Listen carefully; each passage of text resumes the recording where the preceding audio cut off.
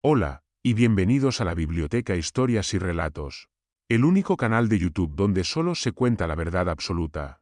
El único canal de YouTube que no plantea preguntas, sino que las resuelve. Pues resolví cómo se construyeron las pirámides, planteando 22 artículos científicos en el CERN, en el Centro Europeo de Energía Nuclear. Así pues, lo que hay en este canal no son teorías, son hechos. Hechos verídicos. Que se pueden discutir, pero, con matemáticas. Pues si alguien puede rebatir lo que yo digo con matemáticas, le animo a resolver mis teorías científicas. Si te gusta mi verdad, mi contenido, apoya a su creador, y él te ofrecerá trabajo, te ofrecerá casa, te ofrecerá todo lo que quieras tener, te lo concederá. Solo déjame en los comentarios lo que deseas y yo te lo cumpliré. Ahora, disfruta del vídeo. La Biblioteca de Alejandría, el saber que Roma dejó morir. El mundo acababa de cambiar para siempre. Tras la muerte de Alejandro, aquel joven rey que había cruzado continentes como si el tiempo le perteneciera, la tierra quedó dividida en fragmentos de un sueño imposible. Imperios nuevos surgieron sobre los restos del antiguo orden, y entre ellos apareció una ciudad concebida no solo para gobernar hombres, sino para gobernar ideas. Alejandría no nació como un simple puerto ni como una capital más, nació como una promesa. En el siglo III antes de nuestra era, cuando la memoria de Alejandro aún ardía como una herida abierta en la historia, sus herederos comprendieron que el dominio del mundo no podía sostenerse solo con ejércitos. Había algo más poderoso que la espada, algo que no envejecía ni se oxidaba, el conocimiento. La ciudad se alzaba frente al mar como un faro de ambición humana. Sus muelles recibían barcos de todos los confines del Mediterráneo y más allá, cargados de especias, pergaminos, relatos y lenguas desconocidas. En sus calles se escuchaban acentos de islas lejanas, de desiertos antiguos, de montañas que jamás habían visto el mar. Alejandría no dormía. Era un cruce constante de pensamientos, una respiración continua entre Oriente y Occidente. Egipto, tierra milenaria, observaba en silencio cómo los recién llegados levantaban templos, avenidas y palacios sobre arenas que ya habían visto nacer y caer reinos incontables. El mundo helenístico era un mosaico inestable. Las viejas polis griegas ya no eran el centro del universo. Ahora lo era una red de ciudades fundadas por la conquista, unidas por una lengua común y separadas por ambiciones rivales. Filosofías que antes se debatían en plazas locales viajaban ahora miles de kilómetros. Las ideas ya no pertenecían a un solo pueblo. Flotaban, se mezclaban, se contaminaban unas a otras. Era un tiempo de preguntas profundas, de descubrimientos audaces, pero también de miedo. Cuando el mundo se hace más grande, el hombre teme perderse en él. Egipto aportaba su peso ancestral. Allí, el saber no era novedad, sino herencia. Los templos guardaban secretos transmitidos durante generaciones, fórmulas astronómicas, conocimientos médicos, rituales que hablaban de la vida y de la muerte como partes de un mismo ciclo. Los escribas habían sido guardianes del orden cósmico mucho antes de que Grecia soñara con la razón. Ahora, esas dos corrientes se encontraban. El pensamiento analítico griego, obsesionado con definir, medir y demostrar, se enfrentaba al simbolismo egipcio, cargado de mitos, de correspondencias invisibles, de verdades expresadas a través del rito y la imagen. Desde Oriente llegaban otras voces. Textos babilonios, saberes persas, relatos de tierras aún más lejanas. Algunos hablaban de estrellas con nombres que nadie había oído antes, de calendarios distintos, de números escritos de otra forma. El mundo ya no podía explicarse desde una sola tradición. Quien quisiera comprenderlo debía escuchar a todas. Fue en ese cruce irrepetible donde surgió una idea desmesurada. No bastaba con gobernar territorios ni con imponer leyes. Había que reunir el saber disperso de la humanidad antes de que se perdiera, antes de que las guerras, los olvidos o el tiempo lo borraran. No se trataba solo de acumular textos, sino de preservar la memoria colectiva del ser humano.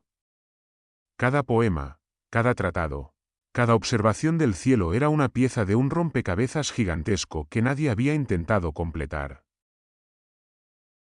La ambición era total. No se hablaba de una biblioteca para una ciudad o un reino, sino de un depósito universal del pensamiento. Todo lo que hubiese sido pensado, escrito o calculado merecía un lugar. No importaba su origen ni su lengua. El saber no debía pertenecer a un solo pueblo, sino a todos. Era una idea peligrosa y revolucionaria. En un mundo donde el poder se afirmaba a través del control, proponer que el conocimiento fuese reunido y estudiado sin fronteras era desafiar el orden mismo de las cosas. Alejandría se convirtió en el escenario de esa aspiración. Sus edificios no solo albergaban libros, sino debates interminables. Los sabios caminaban por sus patios como si el tiempo no existiera, discutiendo sobre la forma de la tierra, el movimiento de los astros, la naturaleza del alma.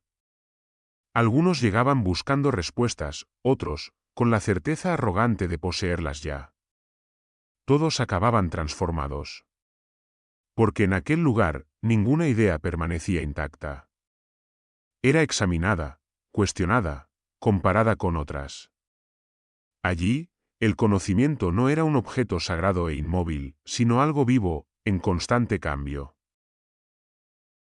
La ciudad misma parecía diseñada para sostener ese propósito. Amplias avenidas, jardines, espacios abiertos al diálogo. El mar traía noticias del mundo exterior, recordando que aún quedaba mucho por descubrir. Cada barco que atracaba no era solo una oportunidad comercial, sino una posibilidad intelectual. Cada viajero podía aportar una historia que nadie había escuchado antes, una observación que cambiara la forma de entender la realidad. En ese contexto, el ideal de reunir todo el conocimiento humano no sonaba a locura, sino a necesidad. El mundo se estaba expandiendo demasiado rápido. Sin un centro que ordenara, comparara y preservara, el saber corría el riesgo de fragmentarse, de perderse en disputas locales o desaparecer con la caída de una ciudad. La biblioteca, aunque aún no se la llamara así con reverencia, surgía como una respuesta al caos. Un intento de poner orden en la inmensidad. Pero también había algo profundamente humano en ese impulso. El miedo al olvido. La conciencia, quizá por primera vez clara, de que las civilizaciones no son eternas. Egipto lo sabía bien. Grecia comenzaba a intuirlo. Los hombres que impulsaron aquel proyecto entendían que las palabras escritas podían sobrevivir a los imperios, que una idea bien conservada podía viajar a través de los siglos incluso cuando sus creadores ya no existieran. Reunir el conocimiento era, en el fondo, una forma de desafiar a la muerte. Cada rollo guardado era una victoria contra el tiempo. Cada traducción, un puente tendido entre culturas que jamás se conocerían de otro modo. La biblioteca no era solo un edificio, sino un acto de fe en la capacidad humana de aprender de sí misma. Alejandría, con su mezcla de lenguas, creencias y tradiciones, se convirtió en el único lugar posible para semejante empresa. Ninguna ciudad puramente griega habría aceptado con tanta facilidad saberes extranjeros. Ningún centro exclusivamente egipcio habría abrazado con tanta intensidad el espíritu crítico helenístico. Solo allí, en esa frontera entre mundos, podían hacer un proyecto que aspirara a contenerlos a todos. El siglo III antes de nuestra era fue testigo de esa audacia. Mientras otros reinos se preparaban para nuevas guerras, en Alejandría se preparaban para una conquista distinta, la del pensamiento. No se alzaron murallas más altas ni se reunieron ejércitos más grandes. Se reunieron palabras.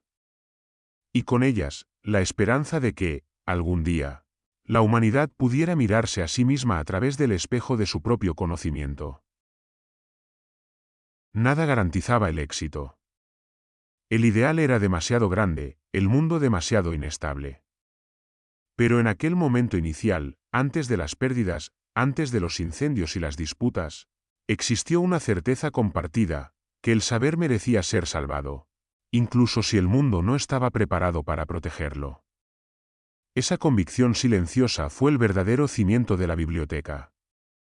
No de piedra ni de papiro, sino de una idea que aún hoy sigue resonando, que todo lo que el ser humano ha pensado tiene valor, y que perderlo equivale a perder una parte irrecuperable de lo que somos.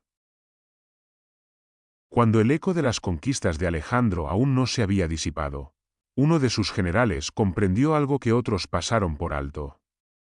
Ptolomeo, veterano de campañas interminables y testigo directo del ascenso y caída de reinos, había aprendido que la fuerza militar podía abrir puertas, pero no garantizaba la permanencia. Había visto ciudades rendirse y volver a rebelarse, pueblos someterse solo mientras la espada permanecía alzada. Gobernar Egipto no sería suficiente si su poder no se asentaba sobre algo más profundo que el miedo. Así nació la idea que cambiaría el curso de la historia intelectual del mundo. Ptolomeo no era un filósofo, pero había convivido con ellos. Había escuchado a hombres discutir durante noches enteras sobre la naturaleza del cosmos, sobre el alma, sobre el orden invisible que sostiene la realidad. Sabía que Alejandro había sido educado por Aristóteles, y que aquella formación no fue un adorno, sino un arma silenciosa. La mente podía conquistar donde el ejército no llegaba. Al proclamarse soberano de Egipto, Ptolomeo entendió que necesitaba una legitimidad que trascendiera su condición de sucesor extranjero. No podía gobernar una tierra tan antigua solo con símbolos militares. Necesitaba convertirse en protector del saber, heredero no solo del imperio de Alejandro, sino de su ambición más elevada. El proyecto no se presentó como una simple acumulación de libros. Fue concebido como una institución viva, sostenida por el Estado, protegida por el poder real. Ptolomeo decidió que el conocimiento debía convertirse en una herramienta política, no en el sentido vulgar de la propaganda, sino como un fundamento de autoridad. Un rey que reunía a los sabios del mundo, que financiaba la investigación y el estudio, se elevaba por encima de los gobernantes comunes. Se presentaba como guardián de la civilización misma. Cuando su hijo heredó el trono, la visión no solo se mantuvo, sino que se intensificó. Ptolomeo II comprendió que aquel proyecto no podía quedar a medias. Si la biblioteca iba a existir, debía ser incomparable. No bastaba con conservar textos griegos ni con honrar la tradición local. Había que atraer mentes, comprar manuscritos, traducir lenguas, pagar salarios a estudiosos que dedicaran su vida entera a pensar. Bajo su protección, el ideal inicial adquirió una escala sin precedentes. El saber dejó de ser un lujo de élites dispersas para convertirse en una empresa estatal. El recuerdo del Liceo de Aristóteles flotaba sobre todo el proyecto. Aquella escuela no había sido solo un lugar de enseñanza, sino un método. Allí se había aprendido a observar, clasificar, debatir sin temor. El conocimiento no se veneraba ciegamente, se analizaba. Ptolomeo II entendió que ese espíritu debía trasladarse a Alejandría. No quería una colección muerta de textos, sino un espacio donde las ideas chocaran entre sí. Donde un tratado antiguo pudiera ser corregido, ampliado o incluso refutado por otro más reciente. El saber debía crecer, no fosilizarse. Para lograrlo, el respaldo económico fue absoluto. Los eruditos no dependían de la generosidad ocasional ni de mecenas inestables. El Estado cubría sus necesidades, les ofrecía alojamiento, alimento, seguridad. A cambio, se esperaba de ellos una dedicación total. No eran funcionarios comunes, sino piezas fundamentales de un engranaje destinado a elevar el prestigio del reino. Cada descubrimiento, cada avance, cada traducción reforzaba la imagen de Alejandría como el centro del mundo intelectual. La biblioteca se convirtió así en una extensión del poder real. No se levantaban estatuas solo para honrar a los reyes, sino para recordar que bajo su mandato el conocimiento florecía. En un mundo donde la gloria se medía en victorias militares, Ptolomeo propuso una forma distinta de grandeza. Mientras otros gobernantes competían por territorios, él competía por ideas. Mientras otros destruían ciudades, él las vaciaba de libros para copiarlos y preservarlos.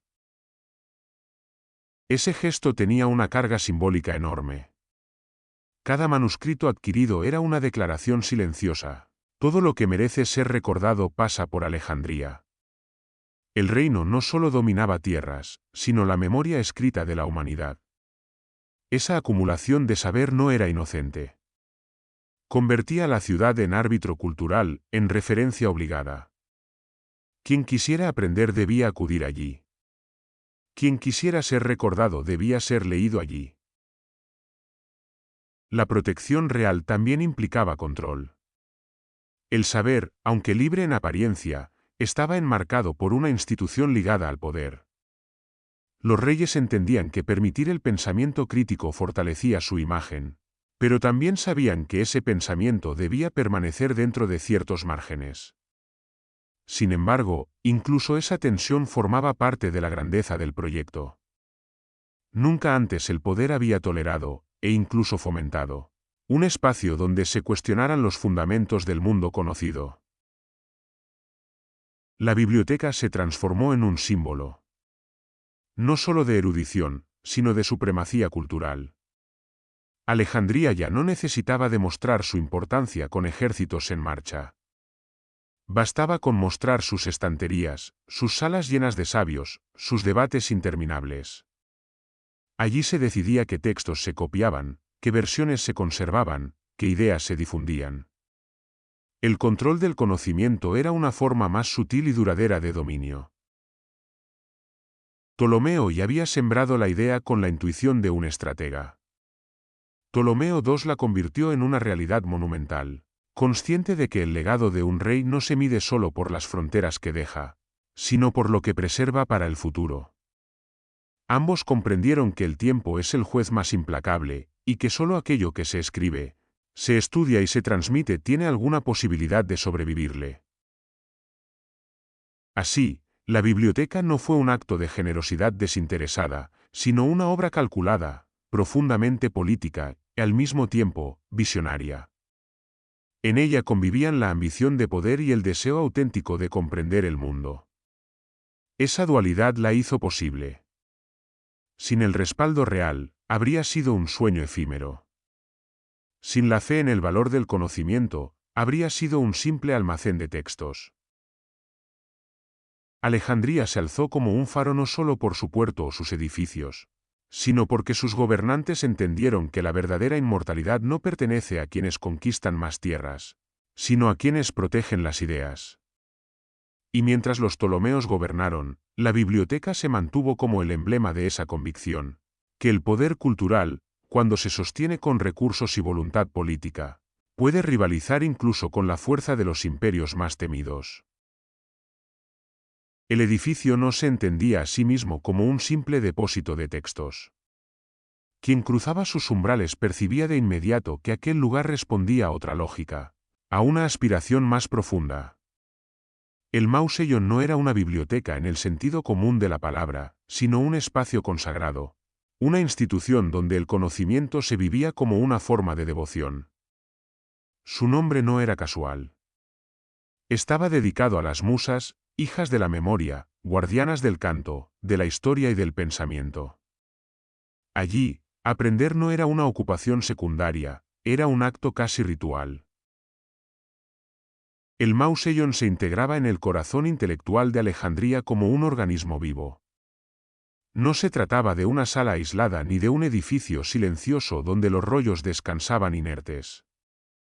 Era un complejo amplio, abierto, atravesado por patios, salas comunes y espacios destinados a la conversación. El saber no estaba encerrado en estanterías, sino que circulaba entre las personas. Cada texto era una chispa destinada a encender discusiones, hipótesis, desacuerdos. El edificio respiraba voces humanas. Los sabios que residían allí no eran visitantes ocasionales ni eruditos de paso. Vivían dentro del Mausoleo, compartían comidas, caminaban juntos, Discutían hasta el agotamiento y retomaban las conversaciones al amanecer. El conocimiento no se fragmentaba en disciplinas aisladas, se mezclaba constantemente. Un matemático escuchaba a un médico. Un astrónomo debatía con un poeta. Nadie podía refugiarse por completo en su especialidad sin exponerse al cuestionamiento de los demás. Aquella convivencia forzada tenía un propósito claro. El saber, entendido como algo sagrado, no podía desarrollarse en soledad absoluta. Necesitaba contraste, fricción, diálogo. Las ideas más sólidas se forjaban al ser atacadas. En el Mao Zedong, disentir no era una falta de respeto, sino una forma de honrar la verdad. Las discusiones podían ser intensas, incluso feroces, pero siempre partían de una premisa compartida: que el conocimiento merecía ser perseguido, aunque el camino fuese incómodo. Los espacios de estudio no eran silenciosos como templos vacíos. Eran lugares donde se leía en voz alta, donde los textos se copiaban mientras otros comentaban cada línea, donde se enseñaba sin jerarquías rígidas. El maestro no se situaba por encima del discípulo de manera absoluta. Ambos aprendían en el intercambio. La enseñanza no se concebía como una transmisión unidireccional, sino como una construcción colectiva. Ese ambiente generó algo inédito, una comunidad científica permanente. No un grupo disperso de pensadores aislados por ciudades y reinos, sino una concentración estable de mentes dedicadas exclusivamente a comprender el mundo.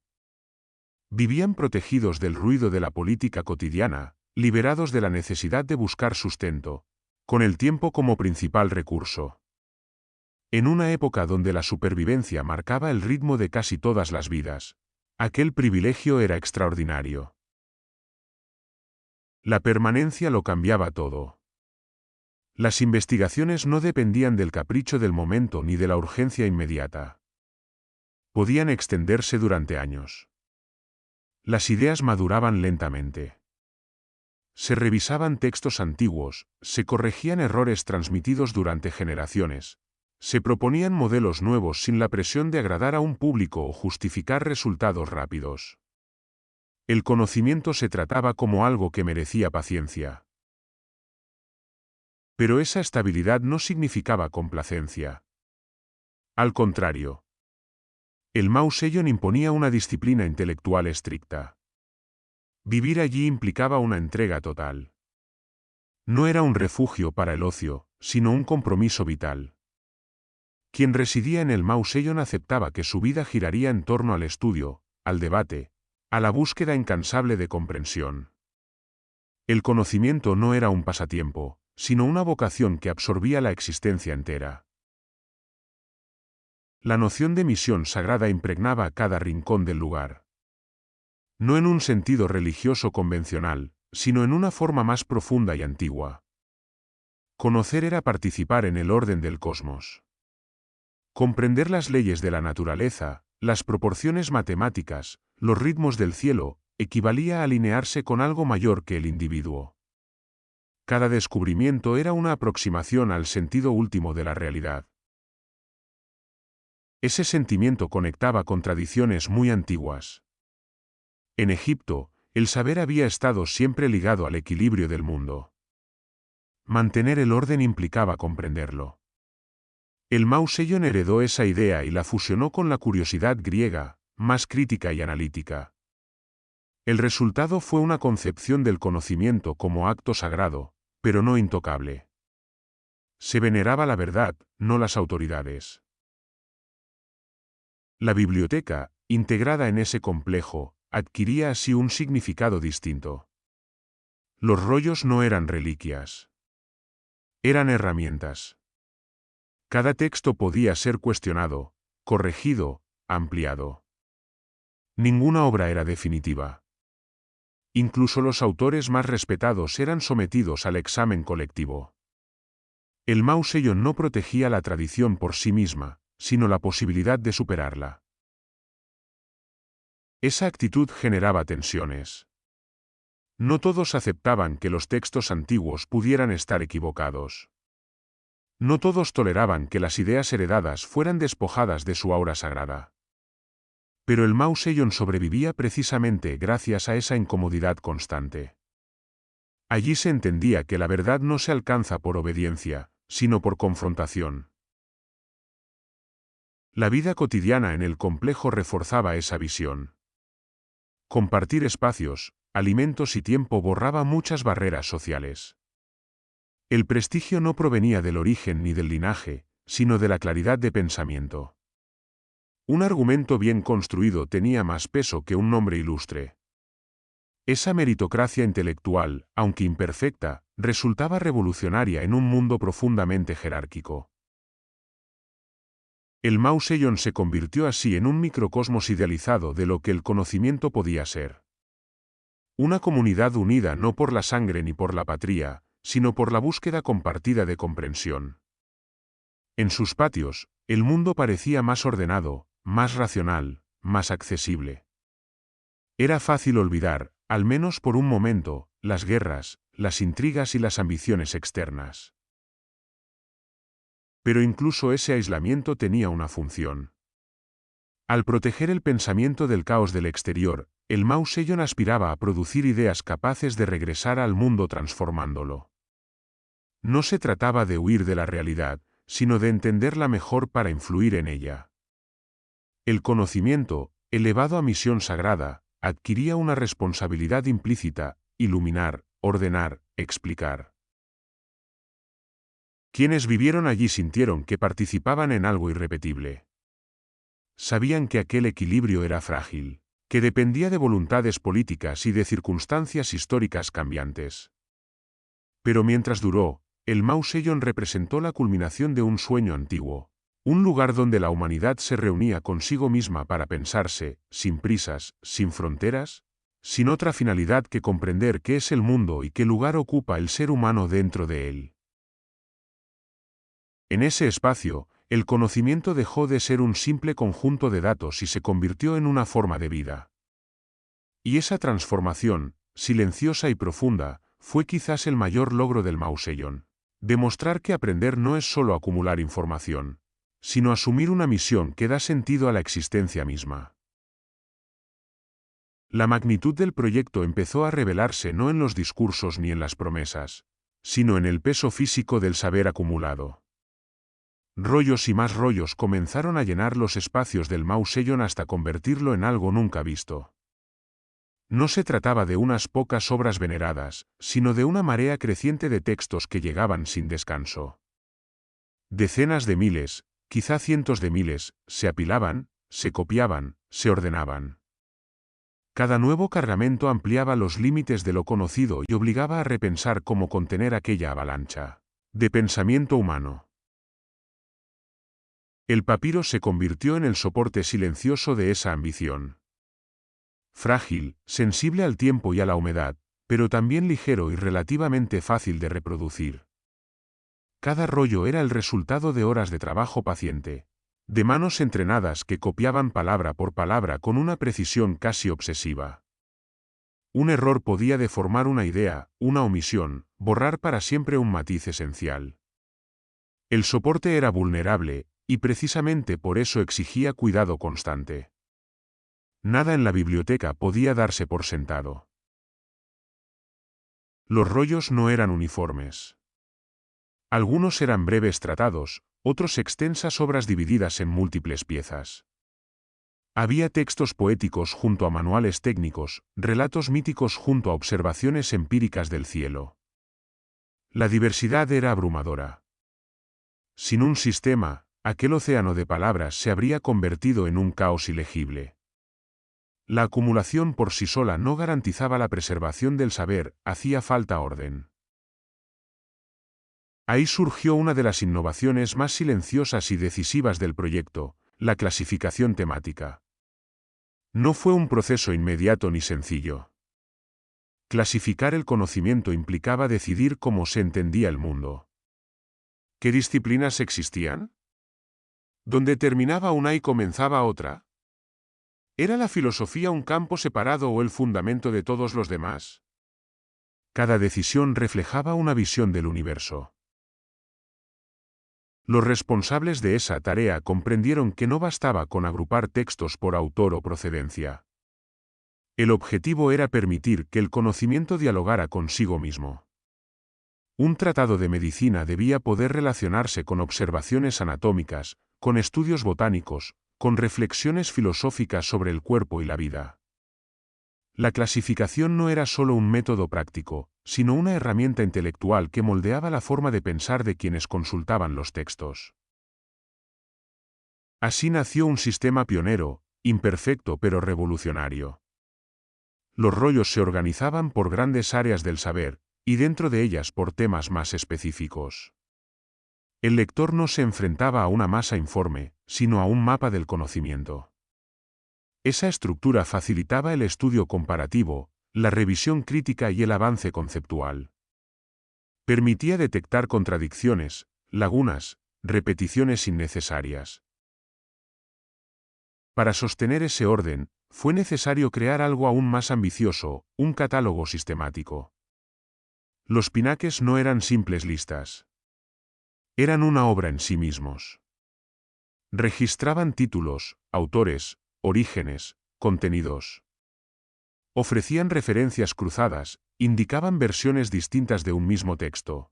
Señalaban discrepancias entre copias. El catálogo se convirtió en la llave de acceso a la biblioteca. Sin él, incluso los sabios residentes se habrían perdido entre los estantes. El acto de catalogar implicaba una responsabilidad enorme. Decidir cómo describir una obra era interpretarla. Resumir su contenido, ubicarla en una categoría, era ya una forma de lectura crítica. Los pinaques no eran neutrales. Reflejaban las prioridades, los intereses y las concepciones de quienes los elaboraban. Aún así, representaban el intento más riguroso jamás realizado de abarcar el saber humano de forma sistemática. Detrás de ese orden estaba la figura del bibliotecario, un rol que distaba mucho de ser pasivo. No eran simples guardianes de estanterías. Eran eruditos, organizadores, mediadores entre el texto y el lector. Conocían la colección en profundidad. Sabían dónde encontrar una obra, qué versiones existían, qué debates había generado. Su memoria complementaba al catálogo escrito. Convertirse en bibliotecario implicaba una formación exigente. Había que dominar lenguas, comprender disciplinas diversas, mantener una atención constante al estado físico de los rollos.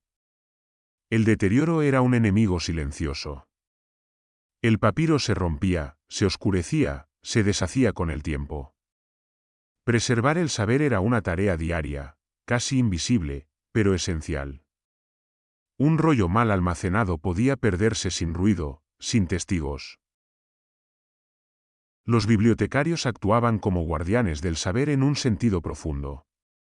Decidían qué textos se copiaban con prioridad, qué obras necesitaban restauración, qué versiones eran más fiables. En muchos casos, su criterio determinó qué ideas llegarían al futuro y cuáles se desvanecerían. No eran dioses ni jueces infalibles, pero su influencia fue inmensa. El destino de innumerables pensamientos pasó por sus manos. Ese poder exigía una ética particular. La biblioteca aspiraba a la universalidad, y sus guardianes debían resistir la tentación de imponer sus preferencias personales. No siempre lo lograron. Como toda institución humana, estuvo atravesada por tensiones, rivalidades y sesgos. Pero incluso esas imperfecciones formaban parte de su humanidad.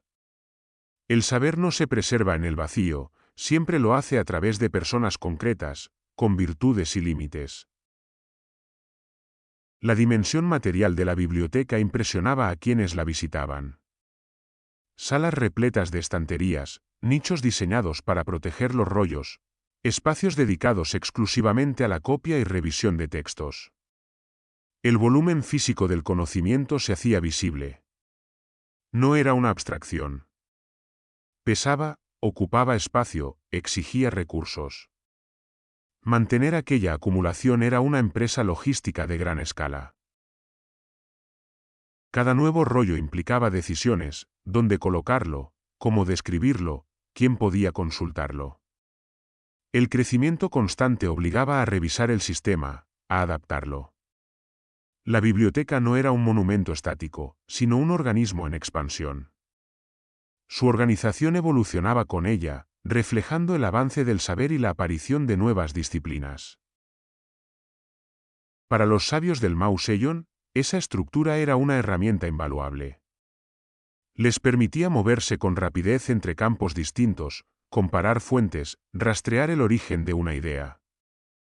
El orden no limitaba la creatividad, la potenciaba. Al reducir el tiempo perdido en la búsqueda, ampliaba el tiempo dedicado a pensar. La organización se convertía así en una forma de libertad intelectual. La magnitud del proyecto también tenía un efecto simbólico. Ver reunido tal volumen de textos recordaba constantemente la vastedad del conocimiento humano, al mismo tiempo, su fragilidad. Cada rollo era una victoria contra el olvido, pero también un recordatorio de lo fácil que sería perderlo todo. El saber acumulado no garantizaba su supervivencia. Dependía del cuidado constante, de la voluntad de preservarlo. En ese equilibrio entre abundancia y vulnerabilidad se movía la biblioteca. Su organización no era solo una cuestión técnica, sino una expresión de una idea profunda: que el conocimiento puede ser reunido, ordenado y transmitido, pero nunca poseído de manera definitiva. Los bibliotecarios lo sabían mejor que nadie. Su labor cotidiana era una lucha silenciosa contra el desgaste del tiempo. Así, entre estanterías y catálogos, entre rollos de papiro y manos pacientes, la biblioteca adquirió su verdadera dimensión. No era solo grande por la cantidad de textos que albergaba, sino por la conciencia que tenía de sí misma. Sabía que custodiaba algo irreemplazable. Y en ese acto de organización meticulosa, casi obsesiva, se manifestaba una comprensión profunda de la condición humana, que recordar exige esfuerzo, y que sin orden, incluso la memoria más rica termina disolviéndose en el caos. El crecimiento de la biblioteca no fue fruto del azar ni de donaciones esporádicas. Respondía a una política clara, firme, a veces incómoda, diseñada con una ambición que no admitía concesiones. Alejandría no esperaba pasivamente a que el conocimiento llegara hasta ella. Salía a buscarlo.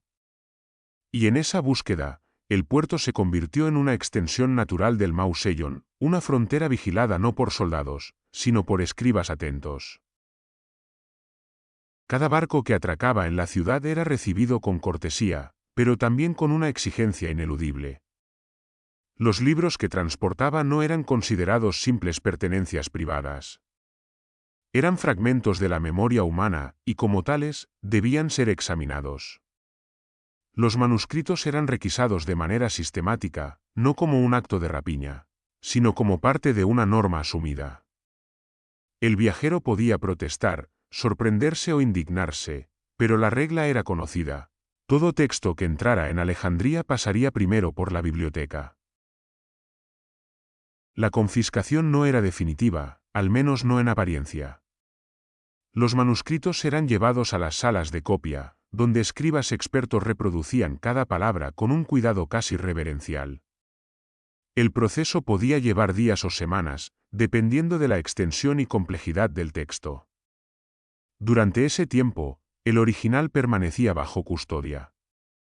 No se le trataba como un objeto cualquiera, sino como algo valioso, digno de protección. Pero el verdadero tesoro no era el soporte físico, sino la información que contenía. Una vez concluida la copia, el viajero recibía de vuelta su manuscrito, o eso creía. En realidad, lo que se le devolvía era la copia. El original quedaba en Alejandría. Aquella decisión, tan sencilla en apariencia, tenía consecuencias profundas. La biblioteca no se conformaba con duplicar el conocimiento, lo reclamaba. Conservaba la versión que consideraba más cercana a la fuente, más auténtica, más digna de preservación. El mundo exterior podía seguir viajando con reproducciones, el núcleo del saber debía permanecer allí. Para muchos, aquello era un abuso de poder. Para los responsables de la biblioteca, era una necesidad histórica. Sabían que los textos se perdían con facilidad. Que las guerras, los incendios, el descuido o la ignorancia podían borrar siglos de pensamiento en una sola noche. Al retener los originales, creían estar garantizando su supervivencia. La ética de esa práctica era discutible, pero su lógica era implacable. Si el conocimiento debía salvarse, alguien tenía que asumir la responsabilidad de hacerlo, incluso a costa del descontento ajeno. Esa política convirtió a Alejandría en un punto de convergencia obligado. Los textos fluían hacia ella desde todas partes. Obras conocidas y tratados oscuros, poemas anónimos, registros administrativos, observaciones astronómicas anotadas en márgenes desgastados. Nada era descartado de antemano. La biblioteca no podía permitirse el lujo de decidir demasiado pronto qué merecía ser conservado. La selección definitiva, si debía hacerse, vendría después del estudio, no antes. Pero acumular textos en lenguas diversas no bastaba. Un saber que no puede leerse es un saber mudo. Por eso, la traducción se convirtió en una prioridad estratégica.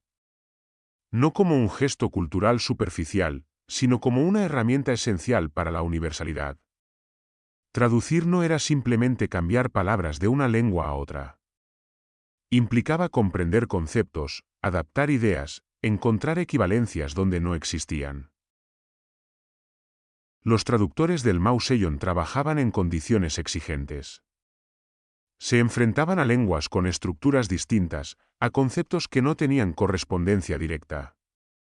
A veces debían crear palabras nuevas, forzar el idioma receptor para que pudiera contener ideas extranjeras. En ese proceso, el conocimiento se transformaba.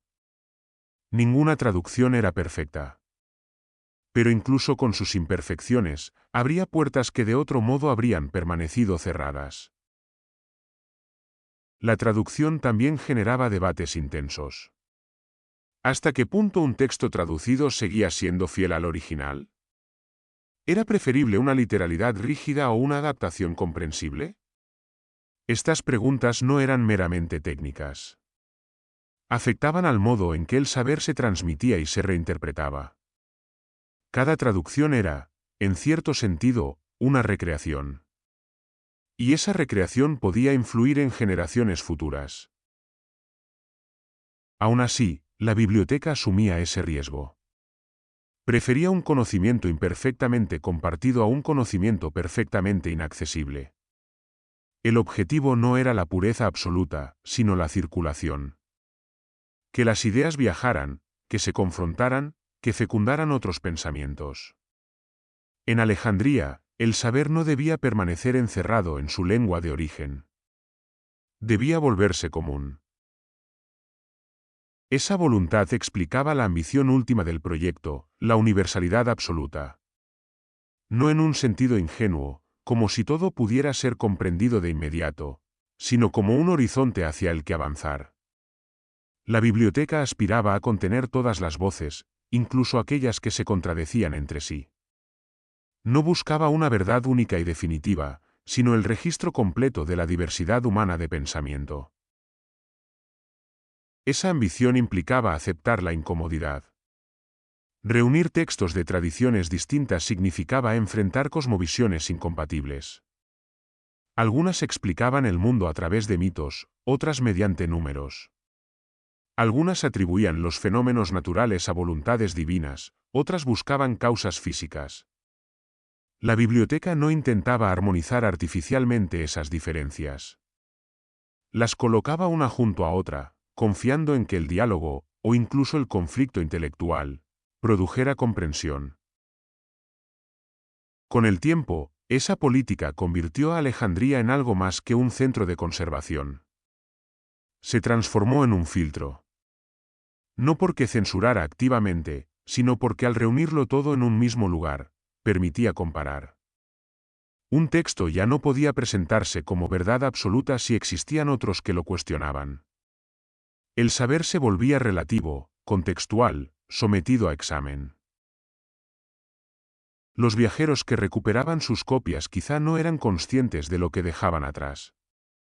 Pero cada manuscrito retenido reforzaba la posición de la biblioteca como depositaria central de la memoria escrita. El mundo exterior se fragmentaba, se transformaba, se destruía y reconstruía. Alejandría, en cambio, aspiraba a ser un punto fijo, un ancla contra el flujo caótico de la historia. Esa ambición no estaba exenta de arrogancia. Creer que un solo lugar podía reunir todo el conocimiento humano era, en cierto modo, un desafío a la propia naturaleza del saber, siempre cambiante, siempre incompleto. Pero también era una respuesta al miedo. El miedo a que las ideas se perdieran sin dejar rastro. El miedo a que el pasado se disolviera en el olvido. La política de adquisición reflejaba esa tensión constante entre humildad y soberbia. Humildad al reconocer que ningún pueblo poseía todo el saber. Soberbia al asumir que Alejandría debía ser el lugar donde ese saber se reuniera. Esa contradicción no debilitó el proyecto, lo impulsó.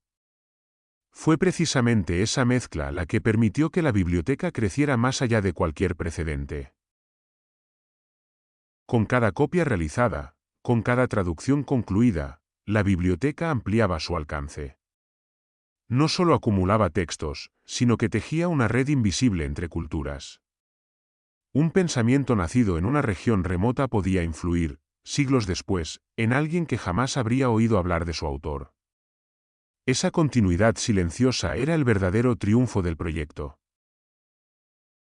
Así, mediante normas estrictas, decisiones polémicas y un trabajo incansable, Alejandría se fue convirtiendo en algo único. No solo un lugar donde se guardaban libros, sino un mecanismo activo de captura, transformación y redistribución del conocimiento. Su ambición no conocía límites claros. Aspiraba a abarcarlo todo, no porque creyera haber alcanzado la verdad final, sino porque entendía que solo reuniendo todas las voces la humanidad podía acercarse a comprenderse a sí misma. Y en esa aspiración desmesurada, tan humana como peligrosa, se revelaba la esencia misma de la biblioteca, un intento desesperado y brillante de impedir que el pensamiento humano se dispersara y desapareciera, un acto de resistencia frente al olvido que, aun sin saberlo, marcaba ya su lugar en la historia. Entre los muros del Mausoleo no solo se acumulaban textos. Allí se reunían mentes que, con el paso del tiempo, acabarían adquiriendo un peso casi mítico. No eran conscientes de ello mientras caminaban por los patios o discutían en voz baja sobre una tablilla cubierta de cifras, pero su trabajo estaba destinado a trascenderlos. Alejandría se convirtió en un punto de encuentro para quienes no se conformaban con aceptar el mundo tal como se presentaba, para quienes sentían la necesidad de comprender su estructura más íntima. Algunos llegaban con la certeza de que el universo podía explicarse mediante principios simples, elegantes, casi invisibles. Entre ellos se encontraba quien dedicó su vida a ordenar el espacio a través de la razón. La geometría, que hasta entonces había sido una herramienta práctica, adquirió allí una forma definitiva. Líneas, puntos y figuras dejaron de ser meros instrumentos para medir tierras o levantar edificios y se transformaron en un lenguaje universal. En ese lenguaje, cada afirmación debía apoyarse en una demostración clara, cada conclusión surgir de una cadena lógica irrompible. El espacio mismo parecía obedecer a leyes que la mente humana podía descubrir y expresar con precisión absoluta. Ese enfoque cambió para siempre la manera de pensar. No solo en matemáticas, sino en todas las disciplinas. La idea de que el conocimiento debía construirse sobre fundamentos sólidos, paso a paso, se extendió como una exigencia ética. Ya no bastaba con afirmar, había que demostrar. Y en ese rigor se forjó una nueva forma de entender la verdad, menos dependiente de la autoridad y más de la coherencia interna. Mientras unos exploraban la estructura abstracta del espacio, Otros alzaban la mirada hacia el cielo con una ambición igual de radical. La Tierra, durante siglos concebida como un centro incuestionable, comenzó a ser tratada como un objeto medible. No como una superficie infinita o simbólica, sino como una esfera concreta, sometida a proporciones. Medir su tamaño parecía una locura, pero en Alejandría las locuras eran recibidas con curiosidad antes que con burla. La observación cuidadosa, combinada con un razonamiento ingenioso, permitió que la distancia entre ciudades y la inclinación del Sol se convirtieran en claves para entender la escala del planeta. No fue necesaria una expedición alrededor del mundo. Bastaron sombras, ángulos y paciencia. El resultado fue una cifra aproximada, imperfecta quizá, pero asombrosamente cercana a la realidad. Por primera vez, la humanidad podía imaginar su hogar no como un escenario indefinido, sino como un cuerpo finito flotando en el espacio. Ese descubrimiento tenía implicaciones profundas. Reducía al ser humano a una medida más modesta. El mundo era grande, pero no infinito. Y si la tierra podía medirse, quizá también podían medirse los cielos. Esa posibilidad abrió la puerta a una audacia aún mayor, cuestionar el lugar que ocupaba el planeta en el cosmos. Algunos se atrevieron a formular una idea que desafiaba no solo la tradición, sino el sentido común. ¿Y si la Tierra no era el centro de todo?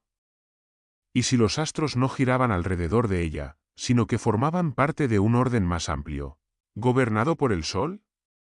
Esa hipótesis, tan sencilla en apariencia, resultaba profundamente perturbadora.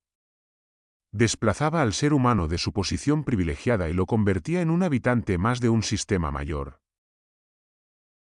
En Alejandría, esa idea pudo al menos ser pensada y discutida. No fue aceptada de inmediato, ni mucho menos. Generó resistencia, incomodidad, rechazo. Pero el simple hecho de que pudiera formularse era significativo. Significaba que el pensamiento había alcanzado un grado de libertad inédito. Allí, incluso las concepciones más arraigadas podían ponerse en duda. Ese clima intelectual no se limitaba a las matemáticas o la astronomía. La medicina avanzaba con la misma intensidad. El cuerpo humano dejaba de ser un misterio sagrado e intocable para convertirse en objeto de estudio. Se observaban síntomas, se comparaban casos, se buscaban causas naturales a las enfermedades. Aunque el conocimiento anatómico era todavía limitado, el enfoque marcaba un cambio crucial. Curar ya no dependía exclusivamente de rituales o plegarias, sino de la comprensión progresiva de procesos físicos.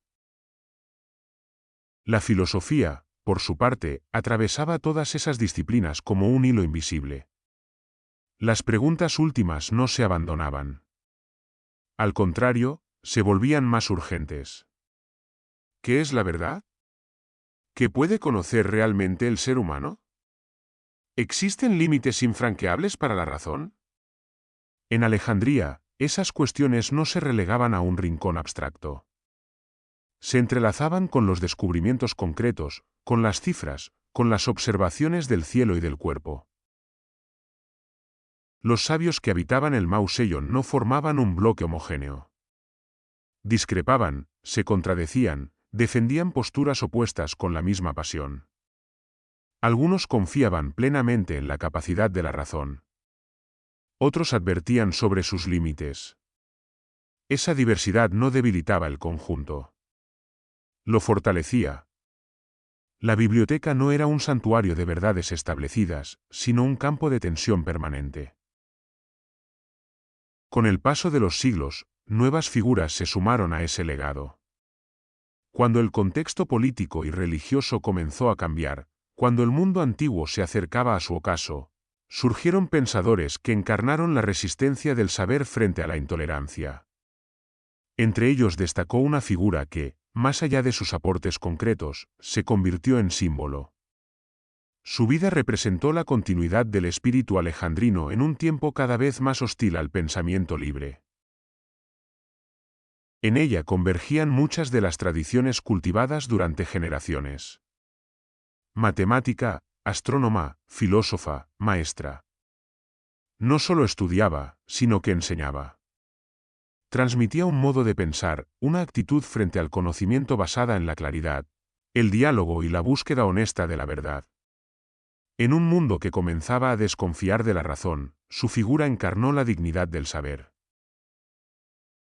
Su destino trágico reveló hasta qué punto el conocimiento podía resultar peligroso. No por lo que afirmaba, sino por lo que representaba. La idea de que el pensamiento debía ser libre, de que ninguna autoridad podía reclamar el monopolio de la verdad, se había vuelto intolerable para algunos. Su muerte no fue solo la pérdida de una persona, sino el anuncio de un cambio de era. Sin embargo, incluso ese final oscuro no logró borrar el legado acumulado. Los nombres de los sabios alejandrinos sobrevivieron a través de fragmentos, referencias, ecos en obras posteriores. Aunque muchos de sus textos se perdieron, su influencia persistió. La geometría continuó estructurando el pensamiento científico. La medición del mundo siguió siendo una aspiración legítima. La idea de un cosmos ordenado por leyes comprensibles no desapareció. La biblioteca, más que cualquier edificio, fue el lugar donde esas mentes pudieron encontrarse, influirse mutuamente, corregirse y superarse. No fue un simple escenario, sino un catalizador. Sin ese entorno, muchas de esas ideas quizá habrían surgido de manera aislada, dispersa, condenadas a extinguirse con sus autores. En Alejandría, encontraron continuidad.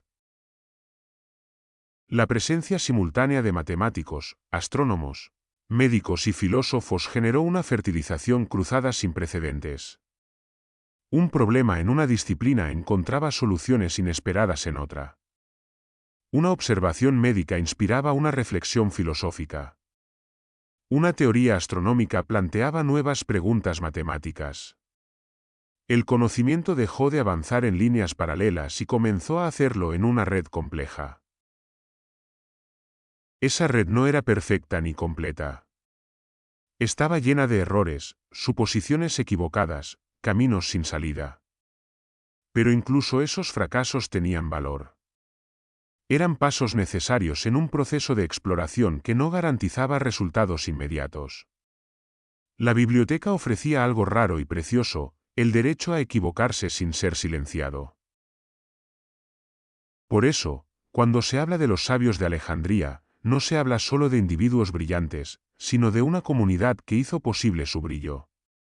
Cada genio se apoyó en un entorno que valoraba la pregunta más que la respuesta, el método más que la conclusión. Ese entorno fue tan importante como las mentes que lo habitaron. En conjunto, esas figuras legendarias no representan una edad dorada aislada, sino un momento en que la humanidad se atrevió a pensar sin pedir permiso. Su legado no reside únicamente en fórmulas, mediciones o teorías, sino en una actitud frente al conocimiento, la convicción de que el mundo puede ser comprendido, y de que esa comprensión, aunque incompleta y provisional, merece ser perseguida. Ese espíritu, forjado entre los muros del Mausoleo, sobrevivió a la pérdida de los rollos, a los incendios, a las persecuciones. Persistió como una idea transmitida de generación en generación. Y aunque el lugar físico desapareció, la huella de aquellas mentes continúa recordando que hubo un tiempo en que el saber fue considerado el bien más valioso de la humanidad, digno de ser protegido incluso cuando todo lo demás parecía destinado a desaparecer. No todo lo que pasó por Alejandría sobrevivió al paso del tiempo. De hecho, la mayor parte no lo hizo. Entre los estantes ordenados y los catálogos meticulosos se acumuló también una pérdida silenciosa, casi invisible en su momento, pero devastadora a largo plazo. El saber que allí se reunió fue inmenso, pero el que se perdió fue incalculable. Lo que hoy conocemos es apenas una sombra de lo que una vez existió. Muchos textos científicos desaparecieron sin dejar rastro. No porque fueran considerados falsos o inútiles, sino porque el tiempo, la fragilidad del soporte y los cambios históricos no tuvieron piedad. Tratados completos sobre matemáticas avanzadas, astronomía observacional, óptica, acústica o química primitiva se desvanecieron. Sabemos que existieron porque otros autores los mencionaron, los criticaron o los usaron como base. Pero esas referencias son como ecos en una cueva vacía, confirman la presencia de algo, sin permitirnos tocarlo. Algunos de esos textos contenían teorías que hoy solo podemos intuir. Métodos de cálculo perdidos, modelos del movimiento de los astros que no llegaron hasta nosotros. Aproximaciones a fenómenos naturales que quizá fueron descartadas o simplemente olvidadas. No eran necesariamente superiores a los conocimientos posteriores, pero sí diferentes. Y en esa diferencia residía su valor. Cada enfoque alternativo amplía el horizonte de lo posible. Cuando desaparece, no solo se pierde una respuesta, sino una forma distinta de formular la pregunta. La ingeniería y la mecánica ocuparon un lugar destacado entre los saberes perdidos. En Alejandría no solo se pensaba el mundo, se intentaba transformarlo. Existieron tratados dedicados a máquinas, sistemas hidráulicos, dispositivos automáticos, principios de palancas, engranajes y presión. Algunos de esos conocimientos sobrevivieron fragmentariamente, pero muchos se perdieron por completo. No porque fueran secretos prohibidos, sino porque pertenecían a una tradición técnica menos valorada que la filosofía o la poesía. La ironía es evidente. Aquello que podía haber facilitado el trabajo humano, mejorar la vida cotidiana, reducir el esfuerzo físico, fue considerado secundario frente a saberes más abstractos. Con el tiempo, esos tratados prácticos fueron copiados con menos frecuencia, preservados con menos celo. Cuando llegaron las crisis, fueron los primeros en desaparecer. La historia recuerda a los grandes pensadores, pero olvida a quienes diseñaron las herramientas que sostenían la civilización. Las obras completas de muchos autores quedaron reducidas a fragmentos. Citas sueltas, resúmenes, comentarios indirectos. A veces una sola frase conservada en un texto posterior es todo lo que queda de años de reflexión. Esa fragmentación distorsiona nuestra comprensión del pasado. Juzgamos a esos pensadores a partir de restos incompletos, sin conocer el contexto total de sus ideas. Es como intentar reconstruir un edificio a partir de unas pocas piedras dispersas. Esa pérdida no fue solo material. Fue también conceptual. Al desaparecer textos enteros, se rompieron cadenas de transmisión intelectual. Ideas que podían haber evolucionado, corregido errores o inspirado desarrollos futuros quedaron congeladas en un estado incompleto. El conocimiento no es una línea recta, es una red. Cuando se cortan demasiados nodos, la red entera se debilita. Entre lo más profundamente perdido se encuentran filosofías alternativas que no encajaron en los relatos dominantes posteriores. Escuelas de pensamiento que ofrecían interpretaciones distintas del mundo, del alma, de la naturaleza de la realidad. Algunas quizá cuestionaban jerarquías establecidas, otras proponían visiones más materialistas o, por el contrario, más simbólicas. No todas eran compatibles entre sí, ni todas habrían resistido el escrutinio crítico. Pero su desaparición empobreció el debate. La historia no conserva todas las voces por igual. Tiende a favorecer aquellas que se alinean con el poder dominante o con las corrientes que sobreviven. Cuando Roma impuso su visión del mundo, muchos saberes anteriores quedaron relegados. No necesariamente destruidos de inmediato, pero sí marginados.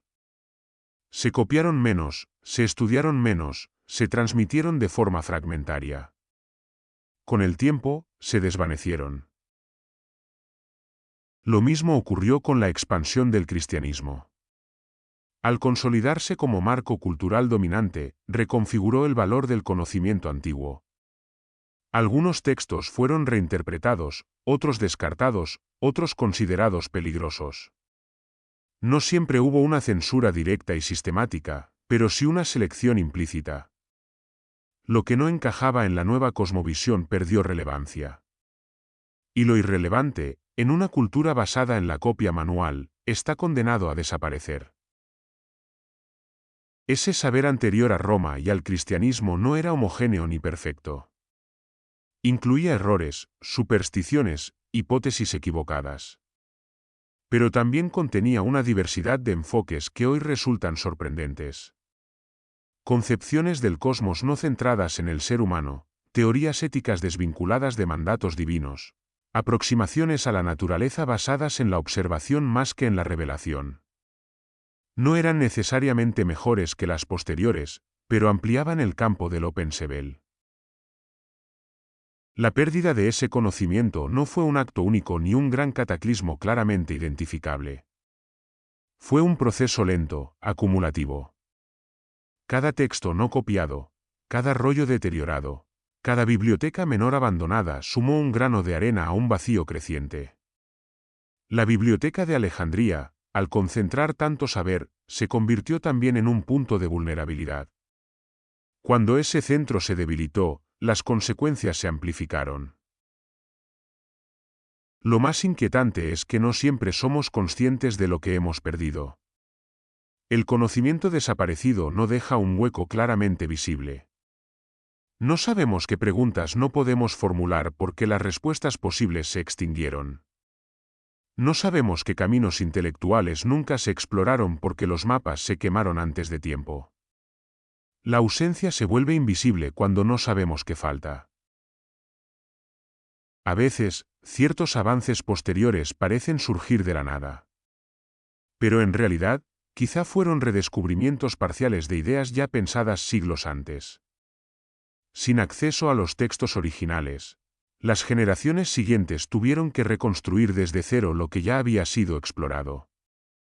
El progreso humano no es siempre acumulativo. A menudo es circular, marcado por pérdidas y recuperaciones incompletas. Ese conocimiento perdido también afectó a la relación del ser humano con la naturaleza.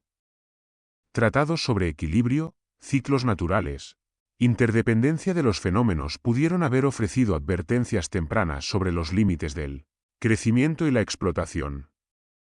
Es imposible saberlo con certeza. Pero la mera posibilidad subraya la gravedad de la pérdida. No solo se extraviaron ideas abstractas, sino potenciales formas de habitar el mundo. En Alejandría, ese riesgo era comprendido, aunque no siempre podía evitarse. Los bibliotecarios luchaban contra el deterioro, pero no podían prever los cambios culturales que vendrían siglos después. El conocimiento podía ser protegido mientras existía una comunidad que lo valorara. Cuando esa comunidad se transformó o desapareció, la protección se volvió frágil. Algunos textos fueron considerados peligrosos precisamente por su capacidad de cuestionar. Ideas que relativizaban la autoridad, que proponían explicaciones naturales para fenómenos atribuidos a lo divino, que defendían la autonomía del pensamiento. En ciertos contextos, ese tipo de saber se volvió incómodo. No siempre fue prohibido explícitamente, pero sí relegado al silencio. Y el silencio, en la historia, es una forma eficaz de destrucción. Sin embargo, incluso en su ausencia, ese saber sigue influyendo. Los fragmentos que sobrevivieron, las referencias indirectas, los ecos en textos posteriores, permiten vislumbrar una riqueza intelectual mayor de la que solemos imaginar.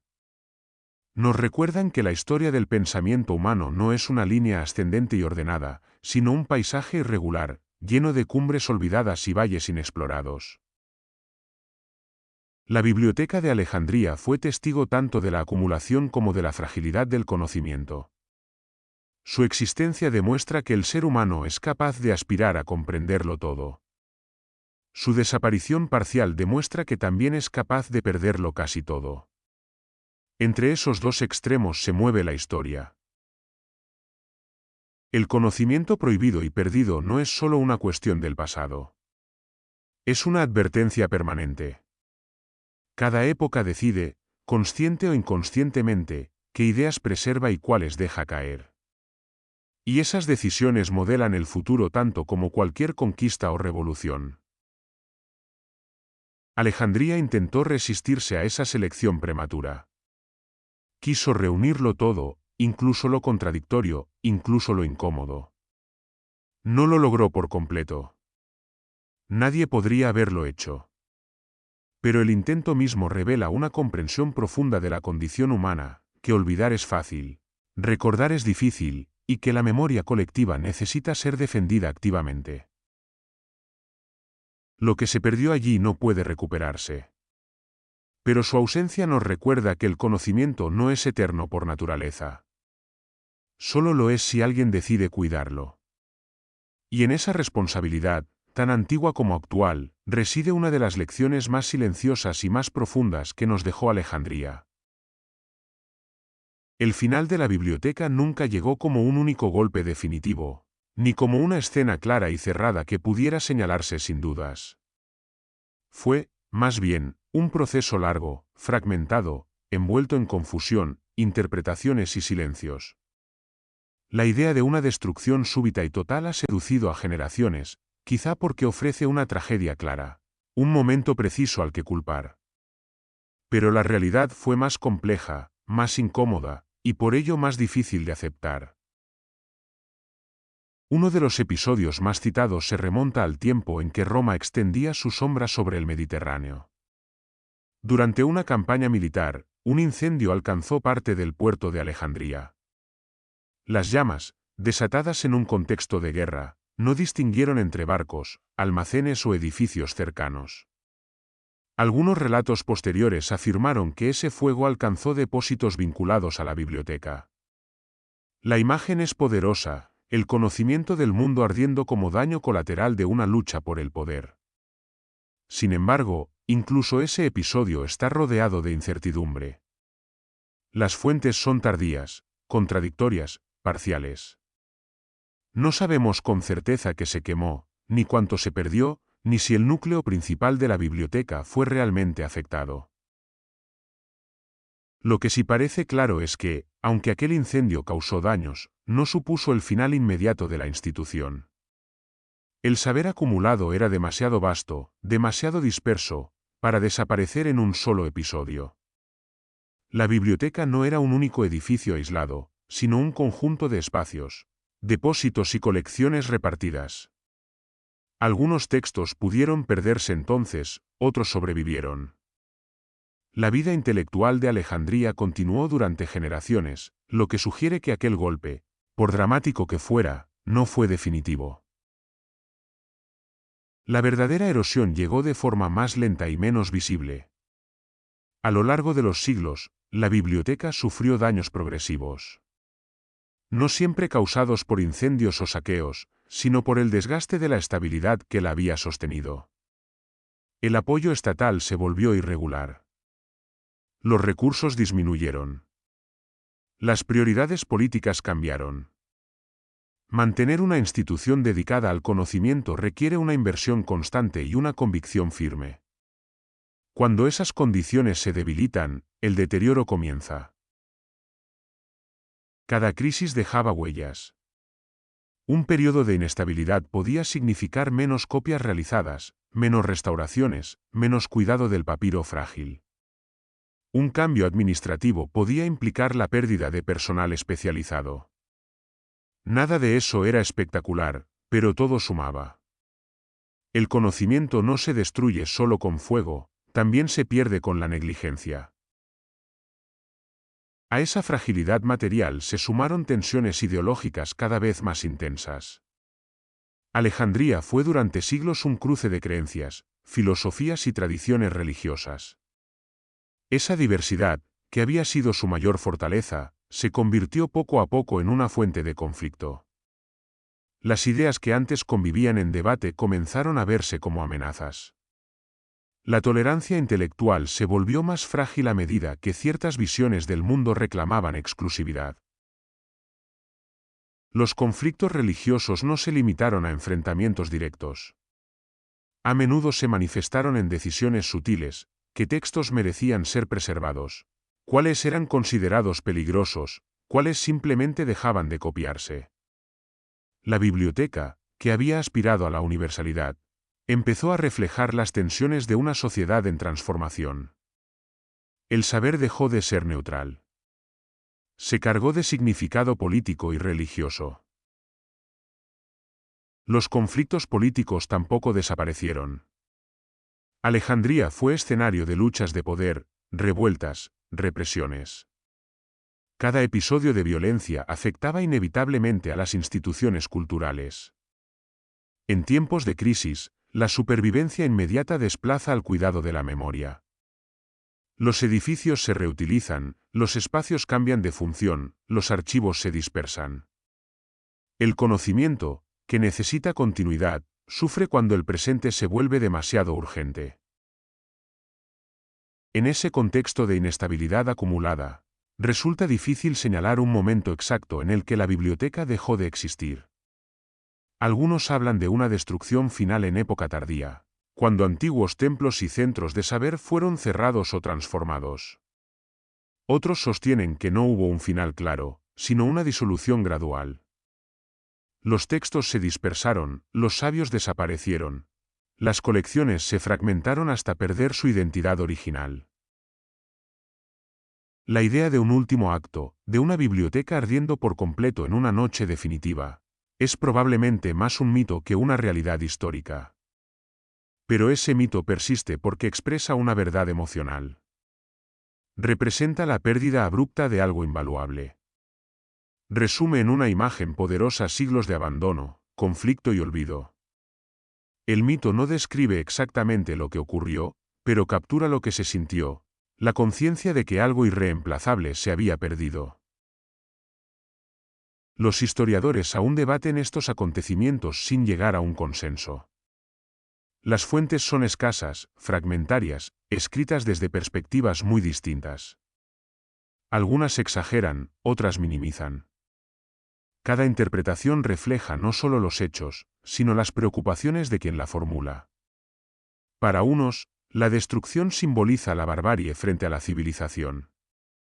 Para otros, es una advertencia contra la idealización excesiva del pasado. Para muchos, es un recordatorio de la fragilidad de la memoria humana. Esa falta de consenso no es una debilidad, sino parte de la lección. Nos recuerda que incluso la historia del conocimiento está sujeta a pérdidas, reinterpretaciones y silencios. No todo puede reconstruirse con certeza. Y quizá esa incertidumbre sea apropiada. La biblioteca, que había aspirado a contenerlo todo, termina envuelta en preguntas sin respuesta. Lo que sí parece indiscutible es que su desaparición no fue causada por un único enemigo claramente identificable. No fue solo un general romano, ni un grupo religioso concreto, ni un acto aislado de violencia. Fue el resultado de múltiples factores convergentes, guerras, cambios culturales, transformaciones políticas, descuidos acumulados. La destrucción fue tan compleja como la institución misma. Esa complejidad desafía los relatos simples. No permite señalar culpables absolutos ni ofrecer moralejas fáciles. Obliga a aceptar que las grandes pérdidas culturales suelen producirse cuando muchas pequeñas decisiones fallan al mismo tiempo. Cuando nadie se siente plenamente responsable. Cuando el cuidado del conocimiento deja de ser una prioridad compartida. La biblioteca no cayó solo porque alguien la atacó, sino porque el mundo que la había hecho posible dejó de existir. El equilibrio entre poder, curiosidad y tolerancia se rompió. Sin ese equilibrio, la institución ya no podía sostenerse, aunque sus muros siguieran en pie durante un tiempo. El debate histórico continúa porque la biblioteca sigue siendo un símbolo. Cada generación la reinterpreta según sus propias inquietudes. Para unos, es la prueba de que el progreso no es lineal. Para otros, una advertencia sobre los peligros del fanatismo. Para otros más, un llamado a proteger el conocimiento en un mundo igualmente frágil. Tal vez nunca sepamos con exactitud cómo y cuándo desapareció cada uno de sus rollos. Pero esa ignorancia no disminuye su significado. Al contrario, la envuelve en una aura que trasciende los hechos concretos. La biblioteca se convierte así en algo más que un lugar histórico. Se transforma en una pregunta abierta. ¿Qué estamos dispuestos a perder cuando dejamos de cuidar aquello que nos permite comprendernos? La realidad, despojada de mito, es menos espectacular, pero más inquietante. Nos dice que la pérdida del conocimiento no siempre ocurre con estruendo. A veces sucede en silencio, mientras el mundo sigue adelante. Y cuando nos damos cuenta, ya es demasiado tarde para reconstruir lo que se ha desvanecido. La Biblioteca de Alejandría no murió en una sola noche. Murió lentamente, como mueren las ideas cuando dejan de ser defendidas. Y en esa muerte prolongada se esconde quizá su enseñanza más profunda, que el saber no se conserva solo por haber sido creado, sino porque cada generación decide, una y otra vez, que merece ser protegido. Después de las llamas reales o imaginadas, después de los conflictos y la lenta disolución, quedó algo quizá más perturbador que la destrucción misma, el silencio. Un silencio espeso, difícil de atravesar, que rodea los últimos días de la biblioteca y se extiende hasta nosotros como una sombra larga. No existe un inventario final. Nadie dejó constancia detallada de lo que se perdió, de cuántos rollos había, de qué obras exactas desaparecieron. La biblioteca, que había sido obsesiva en catalogar el saber del mundo, se desvaneció sin un registro de su propia muerte. Esa ausencia no es un simple vacío administrativo. Es una herida en la memoria histórica. Sin un inventario final, no podemos medir con precisión la magnitud de la pérdida. Solo podemos especular, reconstruir a partir de menciones indirectas, de listas incompletas, de citas dispersas en textos posteriores. Sabemos que había tratados de los que hoy solo conservamos el título, y otros de los que ni siquiera eso. El silencio se convierte así en parte del legado. Una presencia negativa que nos recuerda constantemente lo que no sabemos. La arqueología, que tantas veces ha devuelto voz a civilizaciones enterradas, ofrece aquí pocas respuestas. No hay restos claros, indiscutibles, que puedan señalar sin ambigüedad el corazón físico de la biblioteca en su forma original. Alejandría ha sido destruida y reconstruida demasiadas veces. Terremotos, inundaciones, urbanización continua. La ciudad moderna se superpone a la antigua como capas de tiempo comprimidas. Cada excavación revela fragmentos, pero ninguno basta para reconstruir el todo. Esa falta de restos materiales alimenta la incertidumbre. Sin muros claramente identificables, sin salas reconocibles, la biblioteca parece desvanecerse también en el plano físico, como si nunca hubiera existido del todo. Para algunos, esto ha servido como excusa para minimizar su importancia, para reducirla a un mito exagerado por la nostalgia. Pero la ausencia de pruebas concluyentes no equivale a la ausencia de realidad. Muchas de las instituciones más influyentes de la historia dejaron huellas frágiles, especialmente cuando su esencia no residía tanto en la piedra como en las ideas. La historia que nos ha llegado fue escrita, en gran medida, por los vencedores. Por aquellos que heredaron el poder político, cultural o religioso tras el mundo antiguo. Y como suele ocurrir, esa historia tendió a destacar lo que legitimaba el nuevo orden y a silenciar lo que lo cuestionaba. La Biblioteca de Alejandría, con su universalismo radical y su diversidad intelectual, no encajaba fácilmente en los relatos posteriores. Reconocer plenamente su existencia y su alcance implicaba admitir que hubo un tiempo en que el conocimiento fue concebido de una forma más abierta, menos dogmática. Implicaba aceptar que ciertas ideas modernas no surgieron de la nada, sino que tuvieron precedentes profundos. Para algunas narrativas, eso resultaba incómodo.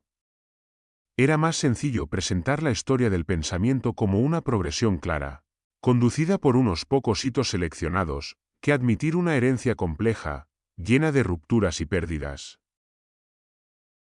Así, el impacto real de la biblioteca fue a menudo minimizado. Se la mencionó como una curiosidad, como un centro erudito notable pero no decisivo. Se exageraron sus defectos, se relativizó su influencia, se redujo su ambición. Ese proceso no siempre fue consciente ni malintencionado. A veces fue simplemente el resultado de trabajar con fuentes incompletas. Pero el efecto acumulativo fue el mismo. Una institución que había aspirado a reunir todo el saber humano quedó relegada a una nota al pie, a una leyenda nebulosa. Sin embargo, esa minimización no logró borrar del todo su significado. Precisamente porque la biblioteca se convirtió en un símbolo incómodo. Recordarla plenamente implica enfrentarse a preguntas difíciles. ¿Por qué se perdió tanto conocimiento? ¿Por qué no se protegió mejor? ¿Qué tipo de mundo permitió que una empresa así desapareciera sin dejar un registro claro de su final? Es más fácil admirar monumentos que enfrentarse a ausencias. La biblioteca simboliza una promesa incumplida. La idea de que el saber humano podría ser reunido, preservado y transmitido sin rupturas. Al desaparecer, dejó al descubierto la fragilidad de esa aspiración. Recordarla obliga a reconocer que el progreso no es inevitable, que la civilización puede retroceder, que la memoria colectiva puede romperse. No es un mensaje reconfortante. Por eso, a lo largo de los siglos, la biblioteca ha oscilado entre la idealización romántica y el escepticismo frío. Para unos, es el paraíso perdido del conocimiento. Para otros, una exageración nostálgica. Entre ambos extremos se mueve la verdad histórica, fragmentaria, incompleta, incómoda. La falta de certezas no elimina su importancia, la subraya. El silencio que rodea a la biblioteca no es solo el resultado de la pérdida material. Es también el producto de decisiones culturales. De que se copia, que se estudia, que se enseña. Cada época crea su propio canon y, al hacerlo, deja fuera innumerables voces. La biblioteca fue un intento de resistirse a esa selección temprana. Al fracasar, se convirtió en un recordatorio de lo que ocurre cuando esa resistencia desaparece. Paradójicamente, su ausencia ha amplificado su fuerza simbólica. Precisamente porque no podemos señalar con exactitud lo que se perdió, la imaginación ocupa ese espacio. Pero no se trata solo de fantasía. Es una imaginación informada por fragmentos reales, por logros concretos, por testimonios dispersos que apuntan a una concentración de saber sin precedentes. El silencio no niega esos indicios, los envuelve. La Biblioteca de Alejandría se convirtió así en un espejo incómodo para la historia. Nos muestra no solo lo que fuimos capaces de crear, sino también lo que fuimos capaces de dejar desaparecer. Nos recuerda que el conocimiento no es una línea continua, sino una serie de intentos, algunos exitosos, otros truncados. Y que entre esos intentos hay pérdidas que nunca podremos cuantificar. La falta de un inventario final es, en ese sentido, profundamente simbólica. La institución que quiso catalogarlo todo terminó sin poder catalogarse a sí misma.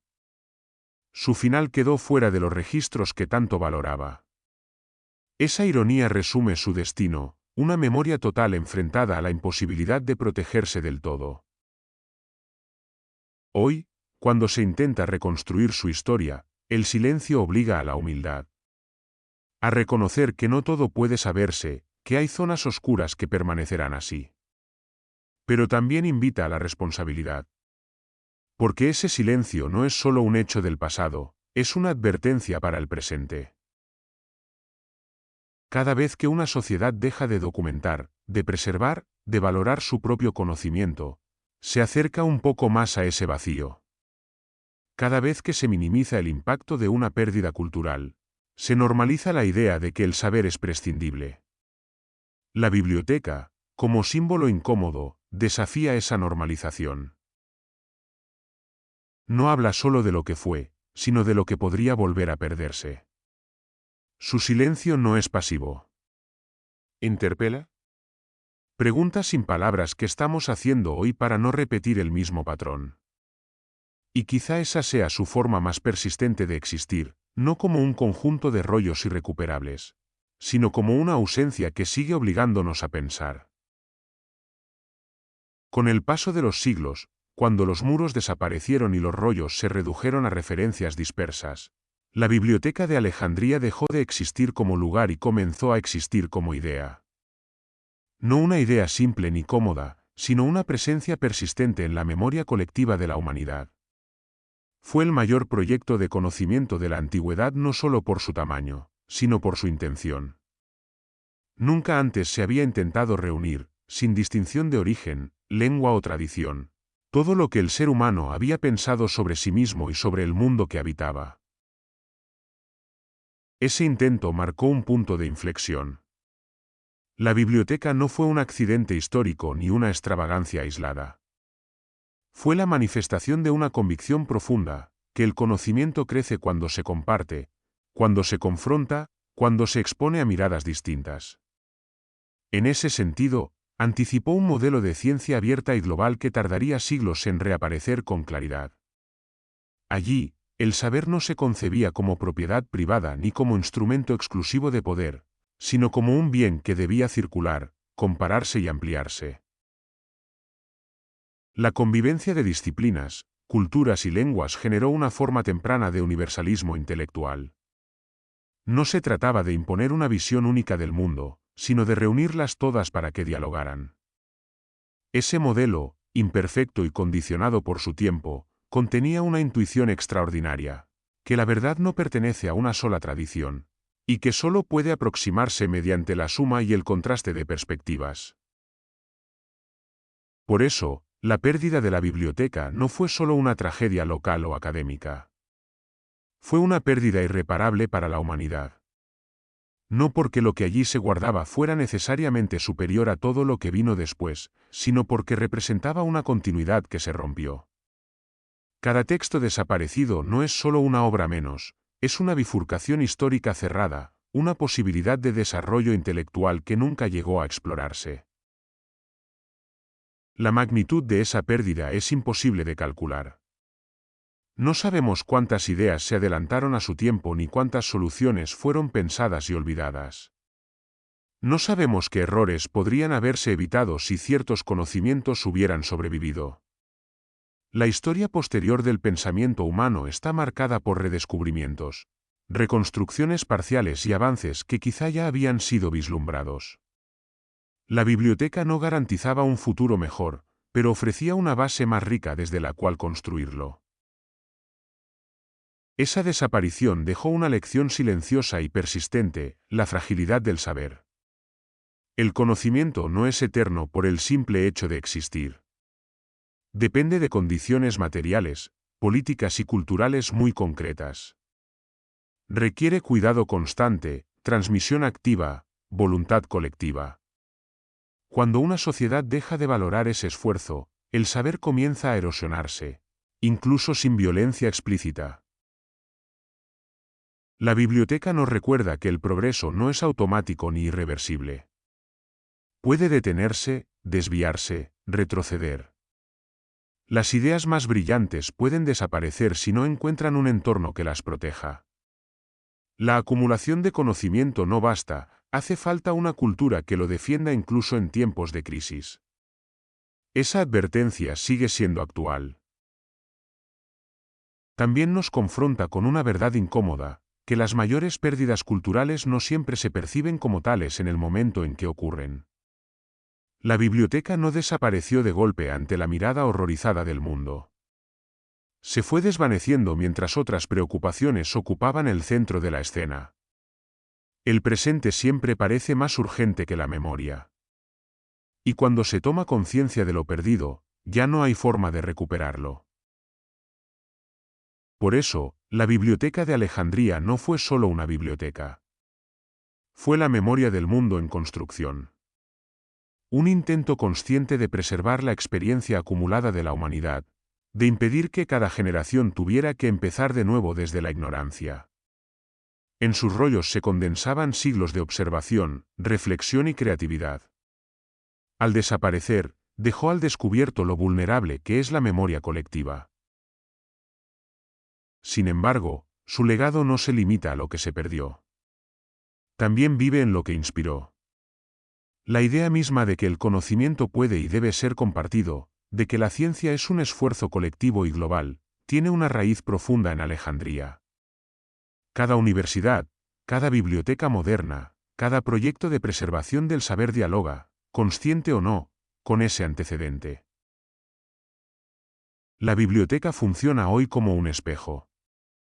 Nos muestra tanto nuestra capacidad de crear estructuras dedicadas al conocimiento como nuestra facilidad para abandonarlas.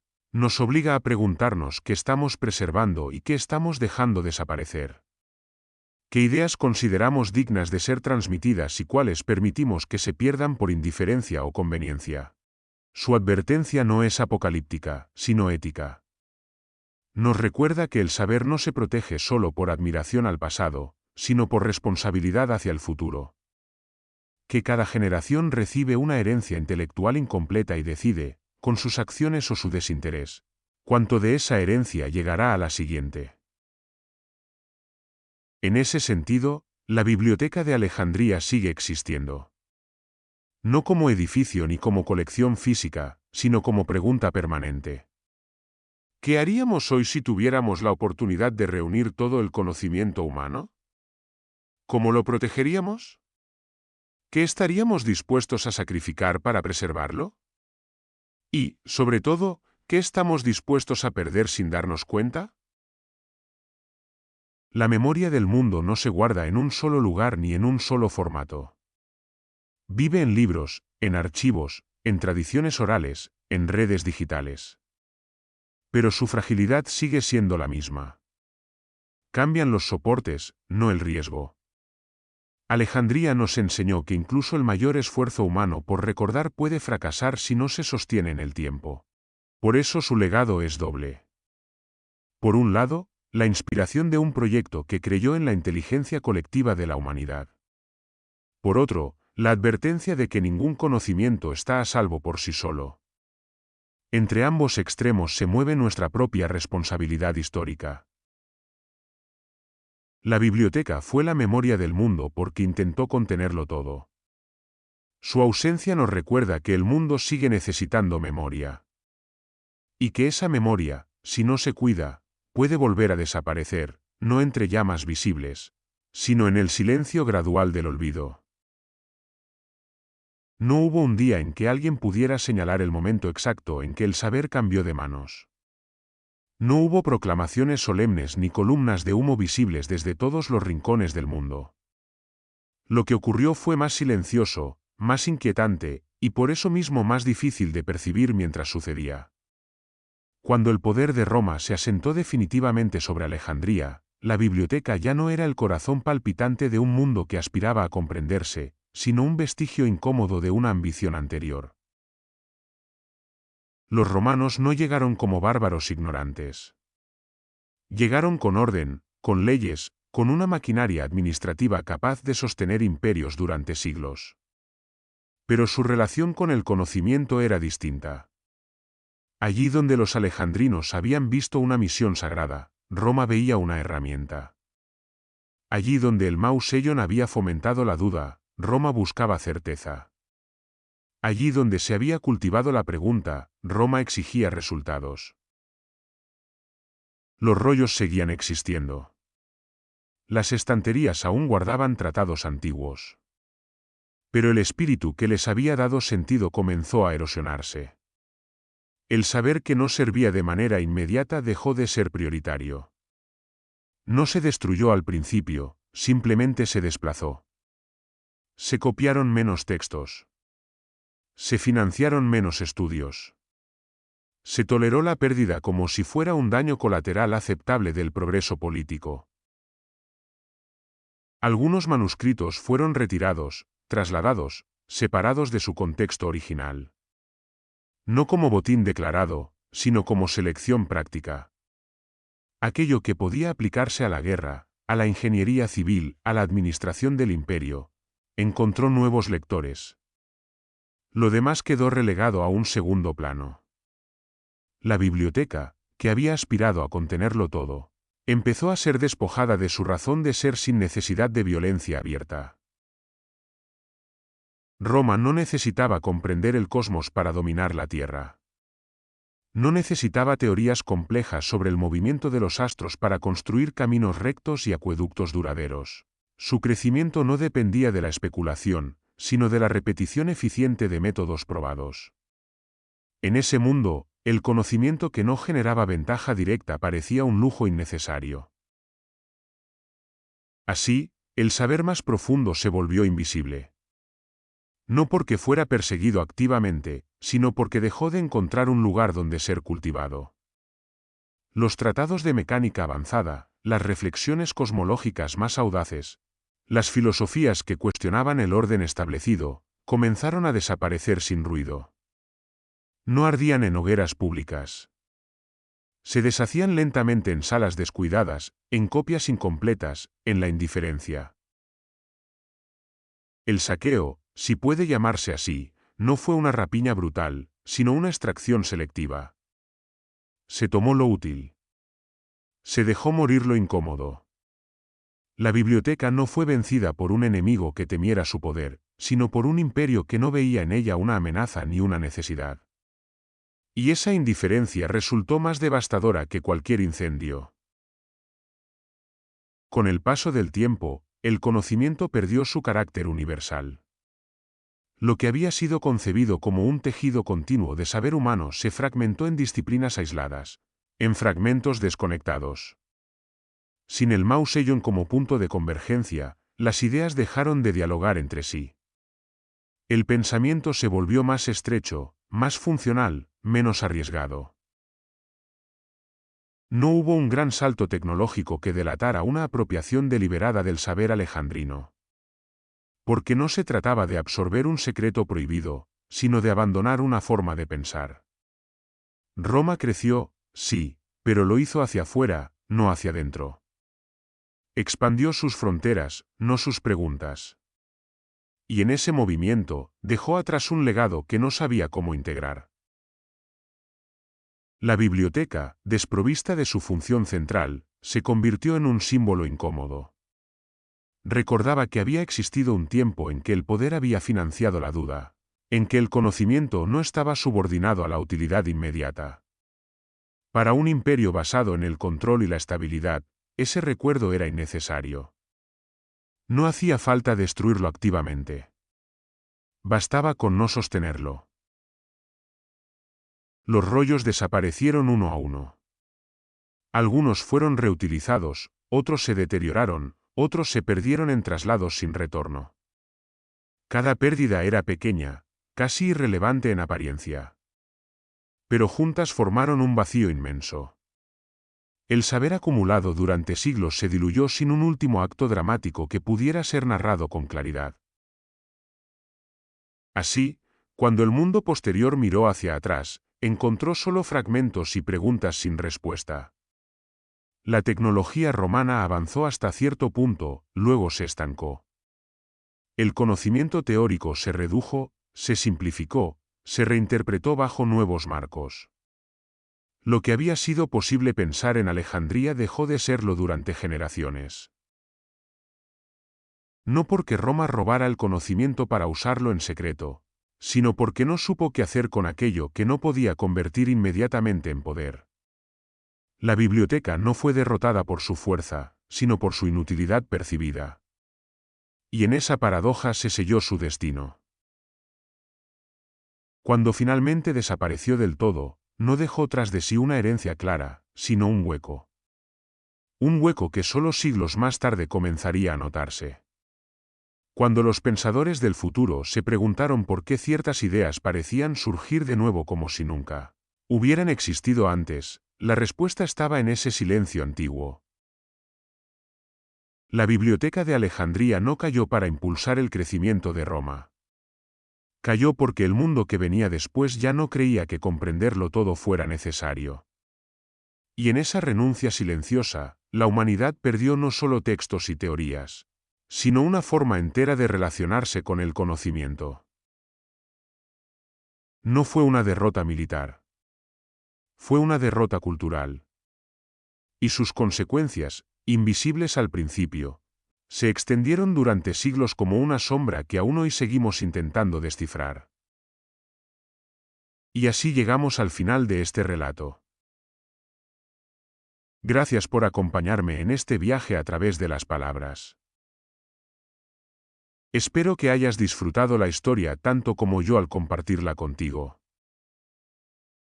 Recuerda que en la biblioteca siempre habrá un nuevo mundo que descubrir, una voz que escuchar, un eco que revivir. Hasta la próxima, y que tengas muy buenos días, tardes o noches.